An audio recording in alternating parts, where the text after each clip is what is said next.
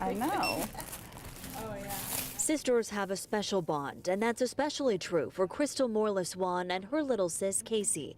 They work together at Dave's Killer Bread in Milwaukee, sharing their laughs and their lives. But that wasn't always the case, because at a young age, Crystal was an inmate. I ended up in prison at 19, and so we really didn't have a relationship. We didn't really know each other. It was a dark time in her life, one she doesn't like to talk much about. She left home at 13, got into drugs, and committed 3 felonies. She was sentenced to 7.5 years at the only women's prison in Oregon, the Coffee Creek Correctional Facility. At the time, her little sister was only 13. So I didn't want her to go down the same path I went down. That's when she heard about a program that would change her life. It's called Girl Scouts Beyond Bars, and it's a troop just for girls who have a mother figure in prison. Through the program, Casey was brought to Coffee Creek every other Saturday, time where they could bond, connect, and learn to grow together. It wasn't like regular visiting.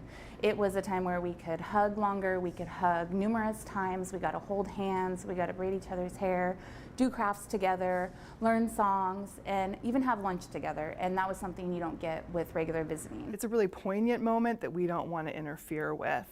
We'll see a girl as old as 13 desperately want to sit in her mother's lap and have that connection. Amy Batula is in charge of the program for the Girl Scouts of Oregon and Southwest Washington. It serves girls from kindergarten through high school, while their incarcerated mothers or grandmothers trained to be troop leaders. The Girl Scouts organize the transportation to Coffee Creek, and the troop meets in the prison cafeteria or visiting room. It's a regular Girl Scouts meeting twice a month, teaching leadership and community, but from inside the walls of Coffee Creek. I just see joy in their faces when they talk about it, when they ask for the applications. Girl Scouts gives them an opportunity to interact in a difficult place and make it empowering. Research shows that children of incarcerated parents are at greater risk themselves of ending up in the criminal justice system.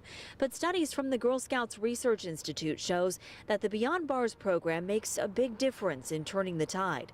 More than 75% of the girls who take part not only have stronger relationships with their mothers and grandmothers, but they also have better school performance, make healthier choices, and are more engaged in their communities. Changes that can last a lifetime. We're really changing the narrative that the girls see themselves as something more than someone who has a parent or a grandparent that's incarcerated, and the women see themselves as something more than a person that made a mistake that led to them being incarcerated. For Crystal and Casey, that's absolutely true. And that's a blessing in itself, to say that I work with my sister and our bond is partly due to Girl Scouts. It gave us that time together that we wouldn't have had. They credit their time in Girl Scouts Beyond Bars with shaping who they are today. Successful, strong women who aren't held down by the past and have a future to look forward to. Being able to keep those bonds between mothers and daughters and sisters and grandkids, it's important.